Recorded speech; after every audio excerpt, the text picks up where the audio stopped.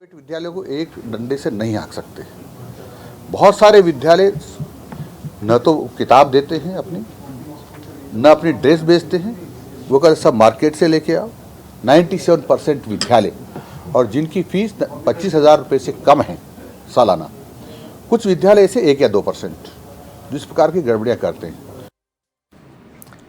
तो चलिए, माना सिर्फ 1-2% स्कूल ही मनमानी कर रहे हैं, तो भी ये छोटी समस्या कैसे हो सकती है? संख्या में बदल कर देखिए, फिर हर स्कूल के छात्रों की कुल संख्या से कितनी फैमिली अफेक्टेड हो रही है उसका अंदाजा लगा लीजिए। लेकिन ये 1-2 वाला दावा भी पच नहीं रहा, क्योंकि जमीनी हकीकत वाली घटनाएं, वायरल हो रहे फीस स्ट्रक्चर, साल भर का स्कूलों का डिमांड वाला धंधा कुछ और ही तस्वीर बयां कर रहा है। नमस्कार, आप देख रहे हैं प्राइम डिबेट, आपके साथ मैं हूं Swapnil. Rajasthan board, CBSE, ICSE से संबद्ध निजी स्कूलों में लूट वाले एंगल पर आकर बहुत कुछ एक सा हो जाता है। आपको नया क्या ही बताऊं, सब कुछ तो आपको पता है। जो हमें नहीं पता वो ये कि इसके इलाज से मुंह क्यों मोड़ा गया। एक्ट धूल फांक रहे हैं, प्राइवेट स्कूल आंखों में धूल झोंक रहे हैं। यह स्थिति क्यों बनी हुई है, इससे निकले कैसे, आज इसी पर चर्चा करेंगे। एक एक कर तमाम गेस्ट से आपको इंट्रोड्यूस करवाऊंगा, लेकिन शुरुआत मैं यहां कांग्रेस से कर रहा हूं। करणवीर सिंह राजपुरा प्रवक्ता है कांग्रेस के, मेरे साथ जुड़ रहे हैं। स्वागत है करणवीर भाई। करणवीर भाई, देखिए, ऐसा है कि मैंने देखा तो गहलोत राज भी, उससे पहले वसुंधरा राज भी, अभी मैं भजन लाल सरकार का राज भी मैं देख रहा हूं। ऐसा क्यों लगता है कि ये जो निजी स्कूल हैं वो हर सरकारों पर हावी हो जाते हैं? ऐसा लगता है कि वही माई बाप हैं सरकार के। देखिए, शिक्षा समाज की रीढ़ होती है, लेकिन आजकल निजी स्कूलों का जिस तरह का आतंक और जो मनमानी बातें, वो कहीं ना कहीं इसको धूमिल करती आ रही है। और कांग्रेस की अगर मैं बात करूं, आजकल को पहले डिफाइन कर दो आप, पहले आजकल को डिफाइन कर दो। नहीं, मैं तो, आपने कहा कि मैंने गहलोत राज भी देखा है, आपने कहा मैंने वसुंधरा राज भी देखा है, तो मैंने पहले कहा कि शिक्षा समाज की रीढ़ है। अब उस रीढ़ को अगर कोई आतंकित किया जा करे या फिर उसमें कोई अपनी मनमानी थोपे, तो वो कहीं ना कहीं इनबैलेंस करती है सिस्टम को। ये काम भारतीय जनता पार्टी के राज में ज्यादा हो रहा है। कांग्रेस के राज में जनहितैषिक काम हुए हैं। आप, मैं महात्मा गांधी अंग्रेजी करणवीर भाई थोड़ा सा मैं आपको टोक रहा हूं। करणवीर भाई, थोड़ा सा मैं आपको टोक रहा हूं। आपको कोरोना काल याद होगा, आपको याद है जब निजी स्कूलों ने फीस बढ़ा दी थी, आप कुछ नहीं कर पाए थे, तब अभिभावक गए थे कोर्ट में और कोर्ट से हुआ था कि नहीं भैया फीस नहीं बढ़ाओगे। ये गहलोत सरकार ने नहीं किया था, आपको याद है? नाती का बाड़ा वही निकला था। कांग्रेस सरकार कोरोना के अंदर क्या कर रही थी आपको भी पता है। उस समय स्कूलों के ऊपर जिस तरह की कार्रवाई करनी चाहिए थी वो कोर्ट के मार्फत हुई और कांग्रेस ने उसको रेगुलाइज करने का काम किया। फीस, अरे पर कांग्रेस खुद लगाम नहीं लगा पाई। मैं कह रहा हूं कि अगर सरकार लगाम नहीं लगा पा रही है तो जाहिर तौर पर स्कूल माई बाप है सरकारों के, यही तो कह रहा हूं मैं। ऐसा नहीं है, कांग्रेस के मामले में, कांग्रेस के समय में ऐसा नहीं रहा। अगर ऐसा होता ना तो आज कांग्रेस, सर अभिभावक कोर्ट क्यों गए? अभिभावक कोर्ट क्यों गए? इसीलिए गए ना क्योंकि सरकार लगाम नहीं लगा पाई। अगर सरकार लगाम लगा देती तो अभिभावकों को कोर्ट जाना ही नहीं पड़ता। अभी थोड़ी देर कदम नहीं उठा पाती कांग्रेस ने। जिस तरह से आरटी को सफलतापूर्वक लागू करने, सर सफलतापूर्वक क्या? आरटी में हर साल धांधली होती है, स्कूल एडमिशन नहीं देते। आरटी का पैसा गहलोत राज जारी नहीं कर रहा था तो स्कूलों में आरटी का भी दिक्कत हो गया था। पैसा जारी कहां हो रहा था? हर साल तो स्कूल आके खड़े हो जाते थे कि हमारा पैसा तो नहीं, तो हम नहीं ले रहे एडमिशन। स्कूलों की अपनी मनमानियां कार के अंदर उन मनमानियों को कंट्रोल करने का काम किया गया था। जिस तरीके से आज आपने देखा होगा ट्री हाई स्कूल का मामला, उसके अंदर सरकार बेबस है, प्रशासन बेबस है, अभिभावक परेशान है। वो जो खुली छूट है हमारे यहाँ, तो जब शिक्षा के क्षेत्र में कांग्रेस सरकार में तो इनिशिएटिव इस तरह के लिए गए थे कि स्कूल के अंदर 12वीं तक इसको पढ़ाई, ड्रेस फ्री, बच्चों को दूध फ्री। मेरे पास एक डेटा है, आपको बड़ा इंटरेस्टिंग लगेगा ये डेटा करणवीर भाई। क्या है कि जिला शिक्षा अधिकारी को फीस स्ट्रक्चर में बदलाव की सूचना दी जाती है। गहलोत राज में जो मैक्सिमम सूचना दी गई वो थी 6.5%, जो कि 2015 में बढ़कर 10% हुई। ये एग्जैक्ट डेटा बता रहा हूं मैं आपको। मतलब जो इंप्रूवमेंट है 3 से 4 साल में वो सिर्फ 3.5% ही ऊपर ले जा पाया है, पर ऊपर तो ले गया ना, 6.5 तो नहीं रहा। ये तो मुंह चिढ़ाना हुआ, मांगते रहो गहलोत साहब, हम नहीं दे रहे। इम्प्रूवमेंट का है सर? इम्प्रूवमेंट तो कांग्रेस सरकार में था कि नामांकन बढ़े थे। अभी आप देखिए नामांकन 3% की गिरावट है, रिकॉर्ड स्तर पर गिरावट है, और पूरे हिंदुस्तान के अंदर ये कोई भजनलाल सरकार का मामला नहीं है। भारतीय जनता पार्टी का मॉडल ऐसा है कि हम करोड़ों स्कूलें बंद करेंगे पूरे देश के अंदर। ठीक है, अब मेरे सारे गेस्ट मेरे साथ जुड़ चुके हैं। करणवीर भाई, मैं आगे आपके पास आता हूं। मेरे साथ इस वक्त अभिषेक जैन बिट्टू हैं, जो कि प्रदेश प्रवक्ता हैं संयुक्त अभिभावक संघ के। इसके अलावा नवनीत राजपुरोहित जी बीजेपी प्रवक्ता हैं, और साथ ही अनिल शर्मा जी अध्यक्ष हैं स्कूल शिक्षा परिवार के, वो भी जुड़ रहे हैं, और धर्मेंद्र सिंघल मेरे सहयोगी। एक महत्वपूर्ण घटना जो बुधवार को हुई उस पर मैं धर्मेंद्र से आगे बातचीत करूंगा, लेकिन उससे पहले मुझे लगता है कि नवनीत राजपुरोहित जी, मैं आपके पास भी आता हूं। मैंने अच्छा खासा समय करणवीर भाई को दिया है, तो मैं आपको भी अच्छा खासा समय दूंगा। नवनीत भाई, मुझे ये बताइए, ऐसा मतलब आज जब मदन दिलावर ये बोलते हैं कि 97% स्कूल तो बहुत अच्छा कर रहे हैं और सिर्फ 1-2% ही स्कूल हैं जो गड़बड़ियां कर जाते हैं, ये 1-2% छोटा डेटा नहीं है। अव्वल तो ये डाटा ही सही नहीं है। देखिए, मैं यहाँ पे इस चीज को बिल्कुल स्पष्ट कर दूं कि कुछ विषय होते हैं जो किसी पार्टी आधारित विषय होते हैं, और कुछ विषय होते हैं जो किसी भी तरह की राजनीति से ऊपर उठ के उनका समाधान ढूंढना चाहिए, और उनका समाधान हमेशा एक होलसम मैनर से निकलता है और सबके सपोर्ट से निकलता है।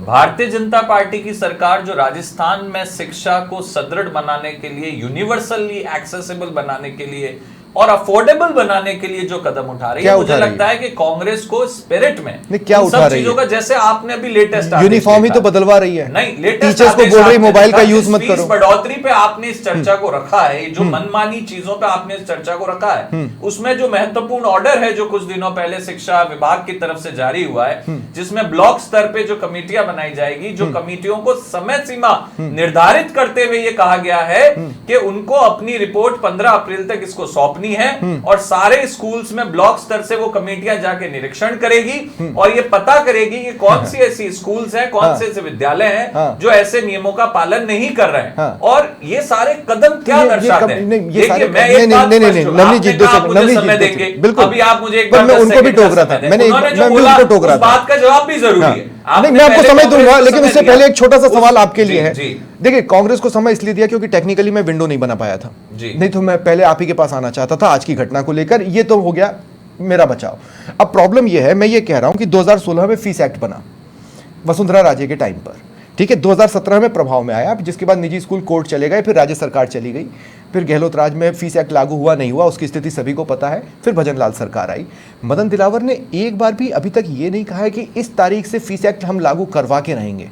देखिए, ये तो फैक्ट है ना। मैं आपको किसी भी तरह का एक्ट है, जो एक्ट विधानसभा में या संसद में पारित हो गया, पारित होने के बाद ऑफिशियल गैजेट में उसका नोटिफिकेशन हो गया और राज्यपाल या राष्ट्रपति ने उसकी कंसेंट दे दी, उसके बाद वो लागू हो चुका है। अब बात आती है एग्जीक्यूशन की। फीस एक्ट लागू है, एग्जीक्यूशन की बात, पहले आप इसको साबित करो फीस एक्ट लागू है। एग्जीक्यूशन की बात आ रही है कि आप उसको किस तरह इफेक्टिवली एग्जीक्यूट करोगे। प्रावधान आपके पास है सारी, जो आपने कहा पिछली सरकार के पास भी प्रावधान थे, वो नियम थे, और इस सरकार के पास भी वो प्रावधान है और नियम है, लेकिन उसकी एग्जीक्यूशन की बात आ रही है। तो मैं आपको पुनः यही कहने जा रहा हूं कि एग्जीक्यूशन, देखिए, कांग्रेस सरकार ने जितनी भी स्कीम्स बनाई, जितने भी एक्ट आज तक रोल आउट किए, चाहे वो आरटी ही हो, चाहे वो आरटीआई हो, चाहे वो नरेगा हो, जितनी भी पॉलिसीज जो उन्होंने सो कॉल्ड ये बोल के बनाई कि जनता के हित की है, उसमें उन्होंने उनको एग्जीक्यूट करने में वो सारे तरीके अपनाए जो किसी भी बिल को एग्जीक्यूट करने में नहीं अपनाने चाहिए। डबल इंजन लेकिन डबल इंजन कब से है? डबल इंजन कब से जो मैंने आपको डबल इंजन कब से है? और अभी आप सिर्फ राजस्थान बोर्ड के प्राइवेट स्कूलों की बात कर रहे हो, सीबीएसई भी आप पर भी आपकी लगाम होनी चाहिए, नहीं है? बताया ब्लॉक कमेटी वाला, क्या ये इन चीजों की तरफ इंश्योर करने की तरफ एक कदम आगे नहीं है? कैसे नहीं? आप तो नई कमेटी बना गए, वो तो हर बार कदम आगे है। अरे भाई, टीवी चैनल्स को फिसल पट्टी में क्या होता है? सुनिए, फिसल पट्टी में क्या होता है? कुछ लोग फिसल पट्टी में फिसलने के साइड से ही ऊपर चढ़ते हैं, धीरे धीरे करके चढ़ जाते हैं, लेकिन फिसल कर वहीं आ जाते हैं। कितनी कमेटियां लिए हम लोग? देखिए, कमेटियां तो ढेर सारी हैं। बिल्कुल, ये आपका दृष्टिकोण जो है ये बिल्कुल पुनर्वती सरकारों की वजह से बना है। ये कांग्रेस सरकार में जितने भी प्रावधान बने, मैं यही अपनी बात कह रहा था। ठीक है, कांग्रेस ने किसी भी चीज को लागू करने के लिए वो सारे मापदंड अपनाए जो किसी चीज को लागू नहीं करने के लिए जरूरी है। तो सीबीएसई को भी कवर कर लो। 2.5 साल, 1.5 लाख की फीस, 2.25 लाख की फीस, 2.5 लाख की फीस गलत है। कब तक रहेंगी? हमारे माननीय शिक्षा मंत्री जी इस बात को बोल चुके हैं कि इन सब पे लगाम कसी जाएगी, सेंटर कब बोलेगा? जेल कसी जाएगी, सेंटर और कब बोलेगा? सारे तरीके सारे देखिए। अरे सर, ये तो आपकी तरफ से भी हम कई बार सुन चुके हैं कि की जाएगी। आपको ये ध्यान होना चाहिए कि संविधान की जो लिस्ट बनी हुई है उसमें लिस्ट 2 स्टेट लिस्ट है और एजुकेशन एक उसका सब्जेक्ट है। ठीक है। सेंट्रल को किसी तरह ब्लेम करना है तो उसके लिए सेंट्रल यूनिवर्सिटी और वो सारे सब्जेक्ट्स अलग है। अच्छा। आपकी स्कूल एजुकेशन स्टेट का सब्जेक्ट है, स्टेट मिनिस्टर एजुकेशन मिनिस्टर उस पर अपना स्टेट में सीबीएसई स्कूल नहीं है, उसके ऊपर स्टेट में सीबीएसई स्कूल नहीं है, आईसीएसई स्कूल नहीं है, उनकी और वहां पर आप फिर डबल इंजन बोलते हो, उसका क्या? उनकी फीसेस उनकी गाइडलाइंस तय करना बिल्कुल राजस्थान की सरकार उस पे ऑर्डर पास कर सकती है और ऑर्डर किया है। और डबल इंजन कहां है फिर? इतना सा कह रहा हूं, आप टीवी चैनल के माध्यम से इसको एक्नॉलेज कीजिए। क्या जो पिछले दिनों में ऑर्डर पारित हुआ है और जो ब्लॉक कमेटी बनाई गई है जाके खुद फिजिकली निरीक्षण करेगी। क्या ऐसा आज तक कांग्रेस सरकार या पहले सरकार में कहीं ऐसा कदम उठाया गया? ठीक है, नहीं उठाया गया। ठीक है, ये नियत और नियति को बताता है। ठीक है, अब मैं अभिभावकों की तरफ जा रहा हूं। अभिषेक जैन बिट्टू, अभी बोला गया कि फीस एक्ट तो लागू हो गया है, जो चीज इंप्लीमेंट ना हो उसको मैं लागू कैसे मानूं? सवाल नंबर 1। सवाल नंबर 2 ये कि किस किस तरह की मनमानियों की शिकायतें अब तक आ चुकी हैं? सर ये तो जग जाहिर है, आज की ही घटना पूरे राजस्थान के सामने आ चुकी है कि किस प्रकार से निजी स्कूल केवल अब तक मनमानी की जो खेल चल रहा था स्कूलों के अंदर वो तो चल ही रहा था, अब तो खुलेआम लूट का मामला भी सामने आ गया है। क्योंकि आज जिस प्रकार से ट्री हाउस स्कूल के अंदर जो मामला देखा गया उसमें न केवल फीस की वसूली की गई बल्कि किताब, कॉपियां, ड्रेसेस वगैरह सब कुछ बेची गई। मात्र 8 दिन के अंदर ये सारा काम करने के बाद आज 8वें दिन स्कूल वाले अभिभावकों को बोलता है कि स्कूल बंद होने जा रहा है। क्योंकि पूरे एक साल इससे जुड़ा एक सवाल है, कायदे से नियम क्या कहते हैं कि पीटीए होगा और पीटीए में डिसाइड होगा। पीटीए हुआ होगा ना? नहीं, देखो क्या था, फीस एक्ट 2016 कानून का जो बनाया गया उसके अंदर स्कूलों को सत्र प्रारंभ होते ही पीटीए का गठन करना होता है। पीटीए के अंदर क्या होता है, पेरेंट्स और टीचर, जितने भी स्कूल के अंदर पेरेंट्स होते हैं, जितने भी टीचर होते हैं, उनकी एक एसोसिएशन बनानी होती है। उसके 2 या 3 महीने के अंदर अंदर एक SLFC का गठन करना होता है, स्कूल लेवल फीस कमेटी का, जिसके अंदर 10 मेंबर होते हैं, 5 होते हैं पेरेंट्स, 5 होते हैं स्कूल की तरफ से। इस तरह, और जो 10 लोग चुने जाते हैं वो 10 लोग बैठ करके फीस डिसाइड करते हैं। लेकिन 99.99% स्कूल के अंदर, राजस्थान के अंदर की स्थिति बता रहा हूं मैं, 99.99% स्कूल ऐसे हैं जिन्होंने फर्जी स्तर पर बिना किसी तथ्यों के, बिना किसी आधार के तो फीस कमेटी बना करके फर्जी तरीके से चला रखी है। ना कोई रिकॉर्ड बताते हैं, ना कोई सबूत देते हैं, केवल अपने जो स्कूल के स्टाफ है उनको अभिभावक साबित कर करके उनको SLFC कमेटी में डाल दिया गया है और मनमाने तरीके से दाम बढ़ा देते हैं और स्कूलों में झूठी रिपोर्ट सबमिट कर देते हैं। इस तरह के व्यवहार स्कूलों के द्वारा निभाए जा रहे हैं। 30 दिन के अंदर वो पीटीए हुआ, जिस स्कूल की हम आज बात कर रहे हैं, द ट्री स्कूल, क्या उसमें कोई पीटीए हुआ था? सर उसमें ना तो कोई पीटीए था, ना कोई SLFC कमेटी थी। स्कूल अपने स्तर पर चला रहा था और इसके अलावा और हर साल फीस भी बढ़ा रहा है, जबकि कायदे से अगर देखें तो 2 या 3 साल में रिस्ट्रक्चर होना चाहिए। सर जितने भी बड़े स्कूल है, जितने भी बड़े ग्रुप है स्कूलों के, वहां पर तो ये स्थिति है कि वो किसी को बताते ही नहीं है और फीस बढ़ाने का तरीका ऐसा है कि 1 दिन 2 दिन का गैप भी नहीं देते और तुरंत फीस बढ़ा देते हैं और बढ़ाने के बाद अभिभावकों को थोप देते हैं, जिससे मतलब ऐसी स्थिति प्रकट कर देते हैं अभिभावकों के सामने, वो लाचार हो जाते हैं, बेबस हो जाते हैं, उनको मजबूरन फीस जमा करवानी पड़ती है। और यहाँ तक कि इतनी धमकी दे रखी है अगर आपने स्कूल की कोई कंप्लेंट की तो आपके बच्चे का भविष्य खराब कर देंगे, ऐसी तक की धमकी दे रखी है, जिसकी वजह से अभिभावक फीस की सूचना जिला शिक्षा अधिकारी को देनी ही होती है। ठीक है, ये क्या ये दी जा रही है? तो इसका स्टैंडर्ड मैंने बता ही दिया कि 2025 में जयपुर में मात्र 10% निजी स्कूलों की कमेटियों ने ही ये सूचना विभागों के पास दर्ज कराई। इसका मतलब यह है कि 90%, मतलब ठीक आंकड़ा पलट जाता है जो मदन दिलावर कह रहे हैं उससे। अब मेरा सवाल बहुत सिंपल सा है, हम सिर्फ राजस्थान बोर्ड के स्कूलों की बात कर रहे हैं, अभी सीबीएसई को इसमें जोड़ दूं या आईसीएसई को इसमें जोड़ दूं? सर सभी स्तर के स्कूल हैं, सभी जितने चाहे आईएस बोर्ड हो या आरबीएसई बोर्ड हो या सीबीएसई बोर्ड हो, सभी स्कूलों के अंदर फीस एक्ट 2016-17 कानून लागू कर रखा राजस्थान सरकार ने। ये राजस्थान सरकार का कानून है क्योंकि सीबीएसई बोर्ड को और आईबी बोर्ड को एफिलिएशन राजस्थान सरकार के द्वारा दिया जाता है। ठीक है, इसलिए सभी स्कूलों को ये जो फीस एक्ट कानून है उसकी पालना करना सुनिश्चित करना अनिवार्य है। लेकिन सरकार और प्रशासन की लापरवाही और गैर जिम्मेदाराना रवैये के चलते ये स्कूलों में प्रभावी नहीं हो पा रहा है, न इसकी मॉनिटरिंग हो पा रही है। लेकिन एक पीटीए महोत्सव तो हाल ही में हुआ है ना, हर कोई निरीक्षण पर निकला था। सरकारी स्कूलों के अंदर हुआ है सर, प्राइवेट स्कूलों के अंदर नहीं होता। प्राइवेट में नहीं हुआ। और सरकारी स्कूलों के अंदर लेकिन प्राइवेट के लिए कमेटी बनाई गई है ब्लॉक स्तर पर, हर ब्लॉक स्तर पर ब्लॉक स्तरीय कमेटी बनाई गई है, उसका क्या? सर कहाँ बनाई गई है? क्या अभी तक तो कोई सूचना है नहीं। प्राइवेट स्तर पर कोई ब्लॉक कमेटी बनाई गई है? जो भी अभी तक जो गतिविधियां कर रहे हैं राजस्थान सरकार के द्वारा, जो गतिविधियां हो रही की है, तरफ से ऑर्डर जारी हो चुका सर वो प्राइवेट डेडलाइन भी सरकारी स्कूलों के अंदर है वो केवल। नहीं, वो प्राइवेट स्कूलों के लिए भी, प्राइवेट स्कूलों प्राइवेट के अंदर स्कूलों कोई की गतिविधि निगरानी नहीं के हो रही लिए, है। प्राइवेट स्कूलों की निगरानी के लिए ब्लॉक स्तरीय कमेटी की बात वो कर दी गई है अब मैं और बताता हूं। 15 और 20 तारीख उसके लिए निर्धारित। 1 अप्रैल 2026 को सीताराम जाट जी जो हमारे Exactly, एजुकेशन हाँ। डायरेक्टर है, उन्होंने ऑर्डर जारी किया था, और वो भी फीस को लेकर नहीं किया था। उन्होंने स्कूलों की किताबों को लेकर, ड्रेस को लेकर, किताबों को लेकर, स्टेशनरी आइटम को लेकर के ये जांच कमेटी गठित की थी ब्लॉक स्तर पर 3 सदस्य। पर वो भी जरूरी है। सर उसका जरूरी तो कारण है है कि फीस एक्ट ऑलरेडी पास हो चुका है, उसके पर लिए लागू नहीं है नवनीत भाई, यार, ये लागू फीस नहीं को है, लेकर कोई प्रॉब्लम मामला ही नहीं लागू है। नहीं है। अभी जो मामला ही नहीं है। lately ये सारी ऑर्डर पढ़ के कंप्लेंट आइए आप शिक्षा पहले। विभाग के पास आई है, फीस तो बढ़ गई। जिसमें यूनिफॉर्म, किताबों, कॉपी वो लागू होगा भी नहीं स्वप्निल बैरागी जी। कांग्रेस का लाया है। ठीक है, कार्रवाई ठीक है, करते ठीक है, हुए ठीक है, है और 2 मिनट, अब मैं रोक रहा हूँ, मैं रोक रहा हूँ, अब मैं 6 साल हो गए ऐसे ऑर्डर जारी होते हुए, 6 स्कूलों के ऊपर आज तक कार्रवाई नहीं हुई है। मैं इसका ताजा उदाहरण दे रहा हूँ। नहीं, 2 सेकंड, बस हो गया। बिट्टू आपको रुकना पड़ेगा। नवनीत जी मैं आपको रोक रहा हूँ। मेरे 2 गेस्ट और बचे हैं जिनको मैं अब इंट्रोड्यूस नहीं कर पाया हूँ और मुझे उनको अब डिबेट में लेना है। ठीक है नवनीत जी, अब मैं आपको रोक रहा हूँ। मेरे 2 गेस्ट और बचे हैं, मुझे उनके पास भी जाना है और उसके बाद फिर मैं इस डिबेट को ओपन कर दूंगा। अनिल भाई मैं आपसे पूछना चाहता हूँ, थोड़ी तो एपैथी या थोड़ी तो सिंपैथी स्कूलों की तरफ होनी, स्कूलों की तरफ से अभिभावकों के लिए होनी चाहिए ना। हर साल फीस बढ़ रही है। देखिए मेरी भी बच्ची पढ़ती है, मुझे पता है बढ़ रही है। ठीक है, 3 साल पहले, 2 साल पहले, 1 साल पहले, कोई गैप नहीं, वहां सांस नहीं लेने देंगे। एनुअल फंक्शन में भी पार्टिसिपेट करना है तो फीस दो। ये तर्क मेरी समझ से बाहर है। अभी आपके पास किताबें नहीं है तो हम आपको पीडीएफ दे रहे हैं, उसका प्रिंट निकाल लो, वो भी स्कूल प्रोवाइड नहीं करवाएगा। मतलब 1-2 रुपए का खर्चा भी स्कूल अपनी तरफ से उठाना नहीं चाहता। और फिर एडिडास के ही जूते खरीदने पड़ेंगे। ये सब तो मैं लंबे समय से शिकायत कर रहा हूं कि भाई एडिडास ही क्यों खरीदें, एक्शन में क्या दिक्कत है, बाटा में क्या दिक्कत है?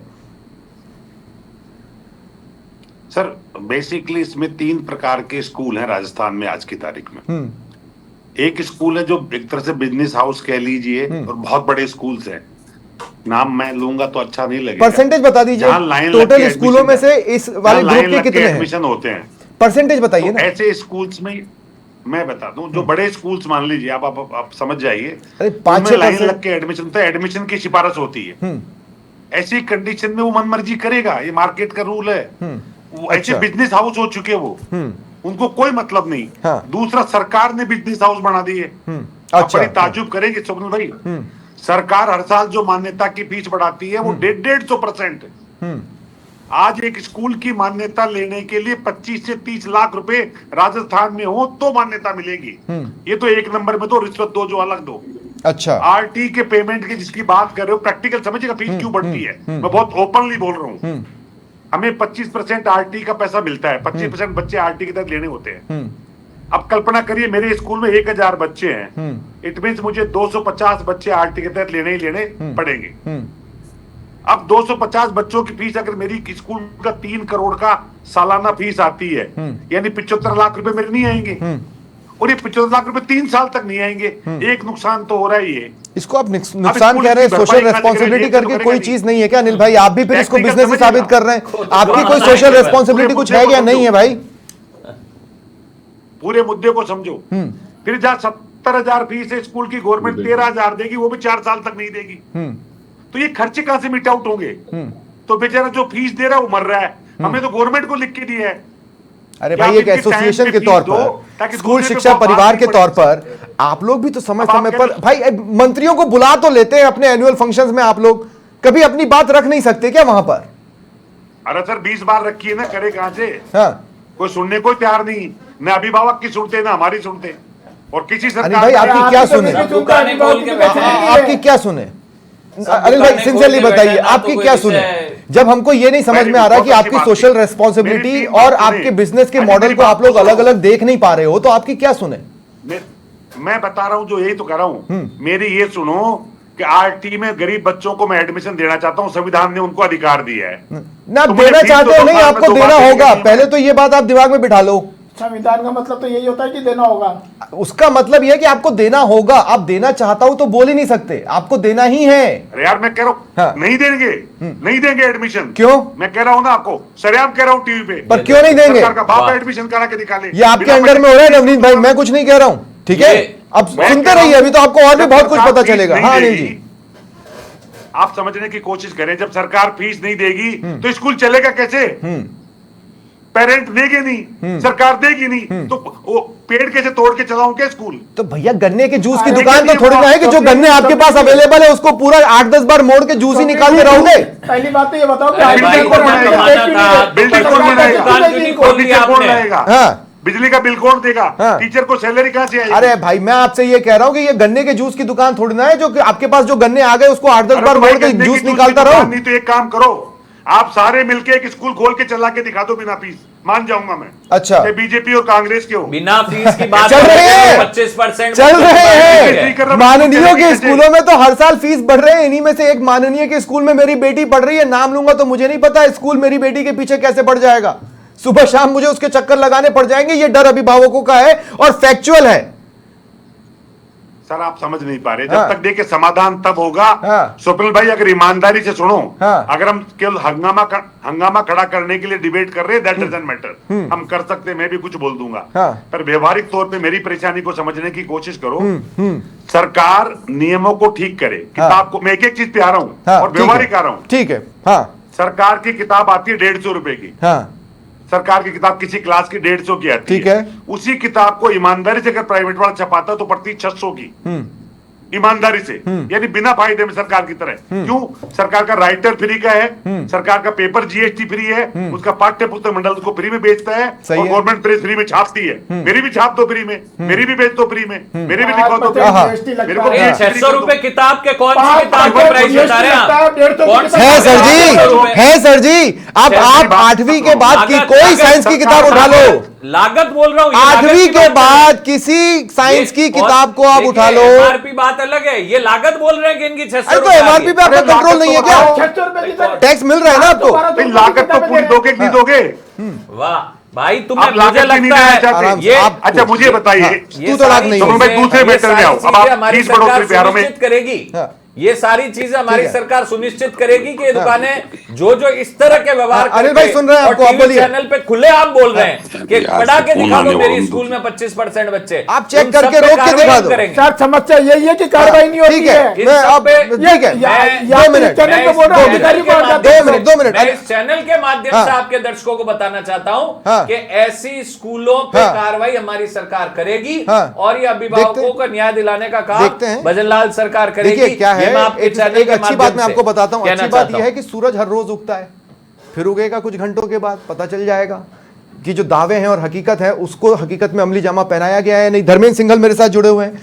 धर्मेंद्र, दिन भर आपने देखा वो जो ट्री हाउस स्कूल वाली घटनाक्रम था, आपने दिन भर उसको देखा। ठीक है, शुरुआत में लगा शायद अफवाह हो सकती है, मतलब स्कूल ने तो इसी तरह का रिएक्शन दिया कि अफवाह हो सकती है, लेकिन फिर स्कूल ने यह भी माना कि नहीं हमें तो बिल्डिंग कहीं ले जानी ही पड़ेगी। अब क्या है, इन स्कूलों को वो 1 रुपए वाली जमीन आप दिलवा दो तो भी वो काबू में नहीं रहते, और न दिलवा के खुद खरीदें तो भी वो काबू में नहीं रहते। धर्मेंद्र, क्या देखा आपने आज दिन भर, क्या क्या समझ में आया आपको? देखिए, हम जिस मुद्दे पर चर्चा कर रहे हैं कि स्कूलों की मनमानी, वो भी निजी स्कूलों की, देखिए शुरुआत कहाँ से होती है। चूंकि फीस एक्ट की हमने बात की, लेकिन जब अभिभावक वहाँ जाता है और फीस, मोटी फीस देखता है, तो धारणा ये बन गई कि जिस स्कूल की मोटी फीस, वो स्कूल में पढ़ाई के मामले में बहुत अच्छा। तो अभिभावक की सोच होती है कि जिस स्कूल की मोटी फीस है वहाँ जाकर के पढ़ाई करवाऊँ, और तब वो कोई शिकायत नहीं करता कि इतनी मोटी फीस ली जा रही है। लेकिन जैसे ही 1 साल बाद में जब फीस बढ़ाई जाती है, वो भी 10%, 15% या 20%, तब उसकी शिकायत हो जाती है। धर्मेंद्र, आप क्या कह रहे हैं, अभिभावक गलत है? नहीं, आप क्या कह रहे हैं, अभिभावक गलत है? लिखित में- अभिभावकों का सपना देखना गलत है? आप क्या कह रहे हैं? नहीं, लेकिन लिखित में शिकायत कहीं नहीं दी जाती है। फीस एक्ट बना तो सही, लेकिन जिला शिक्षा अधिकारी को उस फीस एक्ट में कहीं नहीं रखा, यानी कि जिला शिक्षा अधिकारी उसमें कोई कार्रवाई नहीं Correct. कर सकता। बिल्कुल सही अब बात देखिए, कमेटी तो बनाई, लेकिन उसमें जिला शिक्षा अधिकारी नहीं है, तो कार्रवाई करेगा कौन?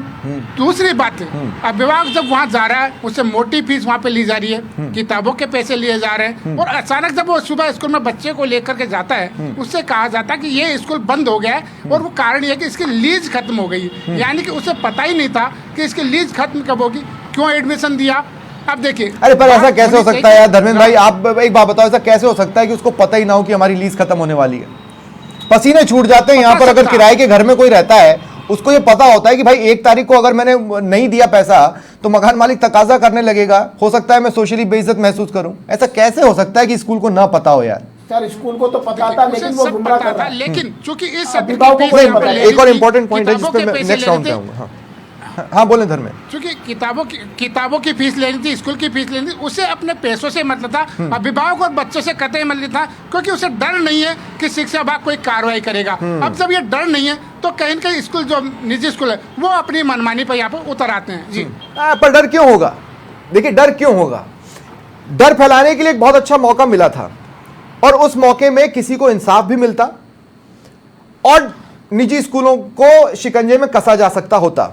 मैं बात कर रहा हूं निर्जा मोदी स्कूल में जो घटनाक्रम हुआ, मैं थोड़ी सी अपनी आवाज़ को यहां पर डाउन कर रहा हूं क्योंकि मुझे अभी भी इंतजार है कि अमायरा को इंसाफ मिलना चाहिए। लेकिन उसके बाद लगा था स्कूल पर कार्रवाई होगी। कार्रवाई के नाम पर क्या कुछ हुआ वो किसी से छिपा है नहीं, ठीक है। अब मैं सिर्फ ये कहना चाहता हूं, कहां निर्जा मोदी की संबद्धता, मान्यता को लेकर तमाम बड़ी बड़ी बातें की गई। मेरे ख्याल से 2-3 महीने के पीरियड में तो फिर गेम ही पूरी तरीके से बदल गया। आम इंडियन से आप पूछिए ये कैसे हुआ होगा तो वो बता देगा कैसे हुआ होगा, पर क्या ये सरकारों को दिख रहा है? करणवीर भाई मुझे ये बताइए, अमायरा को इंसाफ नहीं मिला, ये गहलोत के इंतजार शास्त्र में नहीं है। अमायरा को इंसाफ नहीं मिला ये लेकर कांग्रेस की जिला कमेटी सड़कों पर नहीं है। अमायरा को इंसाफ नहीं मिला, कांग्रेस को इससे कोई लेना देना नहीं है। कांग्रेस को लेना देना है, अमायरा का भी लेना देना है। झालावाड़ के अंदर जो बच्चे छत के नीचे दबकर मरे, उनको न्याय मिले, इसके लिए भी कांग्रेस का लेना देना है। क्या लेना देना है? कांग्रेस ने शिक्षा नीति के ऊपर जिस तरीके से स्कूल हादसे के बाद आपके चीफ विधानसभा जाते नहीं और आप कह रहे हैं कांग्रेस का लेना देना है। वो कांग्रेस ने किया है। जो चाबुक चलाया ना वो कांग्रेस ने चलाया है। क्या चाबुक चलाया भाई साहब बताइए मुझे। मैं क्या होता है क्या है कि अगर चाबुक अगर हम चलाते हैं तो वो अपना निशान छोड़कर जाता है। मैं जानना चाहता हूं कांग्रेस के चलाए चाबुक ने कौन सा निशान छोड़ा? तैयार करेंगे, सरकार के अंदर इस तरह का इनिशिएट लेंगे कि सरकारी स्कूल और प्राइवेट स्कूल के बीच जो खाई है। अरे क्या लेंगे भाई साहब, अभी देश के संसद भी चल रही थी, आपको दुनिया भर के मुद्दों पर हंगामा मचाना था, स्कूलों पर कब मचाया आपने? संसद के गेट पर बैठकर तख्तियां कब लहराई प्रियंका गांधी या राहुल गांधी ने या अखिलेश यादव ने या किसी भी सांसद ने, विपक्ष के सांसद? इन मुद्दों पर संसद में भी आप बात करना ही नहीं चाहते हो और बात बड़ी बड़ी कर रहे हो कि चाबुक चला दिया था साहब। ना इनका कि अधिकतर स्कूल तो कांग्रेस ने तमाम तरह, सुन लीजिए स्वप्निल जी, कांग्रेस ने झालावाड़ वाले मामले की मांग की थी विधानसभा के अंदर मुद्दा उठाने की। क्यों मदन दिलावर उसके ऊपर जवाब नहीं दिया? क्यों बीजेपी ने उसको मेंशन नहीं किया? तो जवाब तो सरकार को देना पड़ेगा ना। और सरकारें जवाब कहां देती हैं? अमायरा के लिए भी है। आपके समय में अगर बेरोजगारों को जवाब मिल रहा होता तो वो दिल्ली में प्रियंका गांधी के घर के बाहर क्यों जाते? क्योंकि वो आपको सुन नहीं पा रहे थे, क्योंकि आप उनको सुन नहीं रहे थे। क्या पता अभिभावकों ने आपसे शिकायत की हो, आज आप मान नहीं रहे। इसलिए तो मैं कह रहा हूं कांग्रेस इन मुद्दों को लेकर सड़कों पर नहीं है। कांग्रेस के मुद्दों में या गहलोत तक के मुद्दों में, इंतजार शास्त्र में यह मुद्दा नहीं है। स्वप्निल जी, कांग्रेस आम जन के मुद्दों को लेकर सड़क पर भी है, इसीलिए कांग्रेस इस तरह के निषेध करती है। आप बता दीजिए, चाहे वसुंधरा राजे की सरकार, अनिल जी जुड़े हुए हैं क्या मेरे साथ? 17,000 स्कूल बंद हुए थे 2013-14 के अंदर, कांग्रेस ने आंदोलन किया और कांग्रेस सरकार जब आई तब नए स्कूल खोले, अंग्रेजी माध्यम स्कूल खोले, आरटी महात्मा गांधी जैसे इनिशिएट किए। अरे भाई साहब आपको पता है करणवीर भाई सुनिए, करणवीर भाई मेरी बात सुनिए, करणवीर भाई मेरी बात सुनिए, मैं बहुत इंटरेस्टिंग बात कहने वाला हूं। मैं अपने नाम पर, सुनिए तो सही मेरी बात सुनिए, मैं अपने नाम पर जयपुर के मानसरोवर एरिया में गार्डन डालने वाला हूं। बस मेरे पास जमीन नहीं है और पेड़ पौधे नहीं है। सेट करने का काम करते हैं। तो अगर आपने महात्मा गांधी स्कूल खोल भी दिए, खोरी को बढ़ाया जाए, कैसे मुनाफाखोरी को बढ़ाया जाए और कैसे भाई क्या बात कर रहे हैं, नए नए जनतंत्र क्रिएट किए जाए। ठीक है, लेकिन करणवीर भाई मैं आपको एक बात बता रहा हूं, मैं मानसरोवर के एरिया में एक गार्डन खोलना चाहता हूं। मैंने गार्डन खोल दिया है, बस वो जमीन पर नहीं है, उसकी कोई जमीन नहीं है और उसमें कोई पौधे नहीं है। ये तो रही आपकी इंग्लिश मीडियम स्कूलों की हकीकत, खोल तो दिए पर कोई उनकी अपनी नई बिल्डिंग नहीं है, इसलिए यहां से मर्ज कर दो। सुन तो लीजिए स्वप्निल जी, आप विद्याधर नगर के सेक्टर नंबर 3 के अंदर मॉडल स्कूल में जाइए, जहां वेटिंग के अंदर एक स्कूल गिना पाया आप? एडमिशन को लेकर एक स्कूल गिना पाया? 100 गिना देंगे? अच्छे को खुले तो हजारों में है। अच्छे का उदाहरण देकर सरकार की नीतियों को प्रमोट कीजिए आप, अच्छे से उदाहरण लीजिए। जो दूसरी सरकार आई है इस देश के अंदर वेलफेयर स्टेट है नवनीत भाई, राजस्थान। ठीक है, अब मैं आपको करणवीर भाई आपको रोक रहा हूं क्योंकि बड़ा इंटरेस्टिंग सिनेरियो इस डिबेट के दौरान एक क्रिएट हुआ। नवनीत भाई मुझे एक बात बताइए, उसको तो बंद करने का काम स्कूल शिक्षा परिवार के अध्यक्ष ने सीधा चैलेंज दे दिया। अब ये बताइए आरटीई आपके दिल के करीब है या नहीं है? देखिए बिल्कुल है। हाँ। संविधान का वो हर एक प्रावधान जो इस जनता के फायदे के लिए है, उस गरीब वर्ग के लिए, वंचित वर्ग के लिए, वो सारे ही हमारे दिल के करीब है, दिमाग के करीब है और हमारे संज्ञान उन्होंने में कह दिया नहीं लागू करूंगा। बिल्कुल, वो उसका जवाब मैंने उसी समय दिया। ऐसे जितने भी नहीं, पर ऐसे इसका मतलब जितने समझ भी रहे हैं आप कि ऐसे वो आपसे जितने- डरते नहीं है, इसका मतलब ऐसे- समझ रहे हैं आप? देखिए ऐसा है कुछ फॉलो नहीं कि करवा किसी पाएंगे को आप इनसे। डराना हाँ। किसी सरकार का हमारा कोई उद्देश्य नहीं है। हमारा उद्देश्य सिर्फ इतना सा है तड़ी कि देना जो है। गरीब भय और बिन वंचित वर्ग प्रीत है, न होए गोसाई। वो इस सुविधा से वंचित नहीं रहेगा। सुनिए, भय वो भी शिक्षा- भय बिन होए शिक्षा, न प्रीत स्वास्थ्य, गोसाई। बिल्कुल उस पर कार्रवाई की जाएगी। हाँ। और मैंने उसी समय बोला, हाँ। आपके चैनल के माध्यम से ये कह के जा रहा हूं हाँ। कि ऐसे जितने भी लोग हाँ। जिन्होंने शिक्षा को एक व्यवसाय समझ लिया है हाँ। और दुकान समझ के वो अपने विद्यालय चला रहे हैं, जिस तरीके से उन्होंने जो आंकड़े सामने रखे उन पे कार्रवाई होगी। और ऐसे समस्त विद्यालय जितने आपके एक राजस्थान साथी में हैं, चल रहे हैं उन सब पे कार्रवाई होगी। आपके एक और साथी हैं, इसी आपके एक सरकार सीनियर ने लीडर हैं, अभिभावकों को आपके एक साथी हैं, आपके एक सीनियर लीडर हैं जिनके स्कूल चलते हैं, बढ़ा दी फीस देखिए दे रहे हैं। शिक्षा का काम करना कोई कानूनी अपराध नहीं है, चाहे हमारे बड़े पार्टी के बड़े लीडर हो या किसी अन्य पार्टी के बड़े लीडर हो। अरे लेकिन तो शिक्षा आपके अंडर में शिक्षा अपने साथ साथ सामाजिक जिम्मेदारी भी आती है। और मैं आपके चैनल के माध्यम से ये भी बता दूं, मैं खुद एक शिक्षक हूं। हाँ। मैंने 12 साल शिक्षा का कार्य किया है और मैंने 20 से 25 हजार बच्चों को पढ़ाए। लेकिन आज मुझे शर्म आती है उस व्यक्ति की जो उन्होंने अपना बात बोली, ये जो पैसों की और उन्होंने बातें करी। हमने भी शिक्षा का कार्य किया है, क्यों लेकिन छोड़ा? कभी शिक्षक होने के नाते हमने ये तरीके का विचार नहीं रखा। और जितने तरीके से उन्होंने बोला, इस बात को बिल्कुल संज्ञान लिया जाएगा और इन सभी ऐसे सभी लोगों पे कार्रवाई की जाएगी। इसमें ये मैं सुनिश्चित मैं बता करना रहा हूं, चाहता इस हूं। मामले में टीचर्स का भी सामने आना जरूरी है। टीचर्स सामने क्यों नहीं आते? क्योंकि आप कर देते हो उनको ओवरबर्डन। वो आपका साथ क्यों देंगे या किसी का भी साथ क्यों देंगे? और अगर स्कूल के सिस्टम का एक भी धड़ा आपके साथ नहीं जुड़ा तो स्कूल वाले आपको ऐसे ही धमकाएंगे। ये खुली धमकी थी, ये खुला चैलेंज था, आप समझ रहे हैं? उन्होंने एक पल में धमकी देकर आपको बौना साबित कर दिया। बौना। मुझे लगता है कि हर इंसान को अपनी कुछ और मैं अपने शब्दों के लिए माफी चाहता हूं, मुझे ये शब्द यूज नहीं करना चाहिए था। हाँ। सामाजिक जिम्मेदारियों का बोध भी होना चाहिए और वो एक देश का नागरिक होने के लायक भी नहीं है जो अपनी सामाजिक जिम्मेदारियों का बोध नहीं कर रहा है। अच्छा। और अगर आप स्वास्थ्य की फील्ड से जुड़े हुए हैं, आप शिक्षा की फील्ड से जुड़े हुए हैं, उसको उसको सामाजिक जिम्मेदारियों का अगर बोध नहीं है तो मुझे लगता है ये जो सा भी विद्यालय चलाते होंगे, मैं कभी भी मेरे बच्चों को ऐसे विद्यालय में नहीं भेजूंगा। और मुझे बिल्कुल आप बड़ा रिग्रेट हो रहा है उन अभिभावकों पे जिनके बच्चे उनकी स्कूलों में जा रहे हैं। आप कहां भेजेंगे? देखिए इस शिक्षा छाट के बताइए, एक स्कूल का नाम बताइए। चलिए आप कहां भेजेंगे? मैं चैनल पे नहीं लूंगा। हाँ। नाम किसी भी स्कूल का विद्यालय का ना आपने लिया ना मैं लूंगा और लेना उचित भी नहीं। नहीं क्यों नहीं, मैंने लिया ना। ये निर्जा मोदी का नाम मैंने लिया, आपने लिया, ट्री हाउस का नाम मैंने लिया। वो पब्लिक में आई हुई खबर थी इसलिए लिया। ट्री हाउस किसी विद्यालय को पर्टिकुलरली टारगेट नहीं कर सकते, जैसा कि माननीय शिक्षा मंत्री छूट दीजिए, मैं अभी कर देता हूं। अधिकतर मैं आपके दिग्गज नेता के स्कूल का नाम अभी ले देता हूं, आप चैलेंज दे दीजिए मुझे।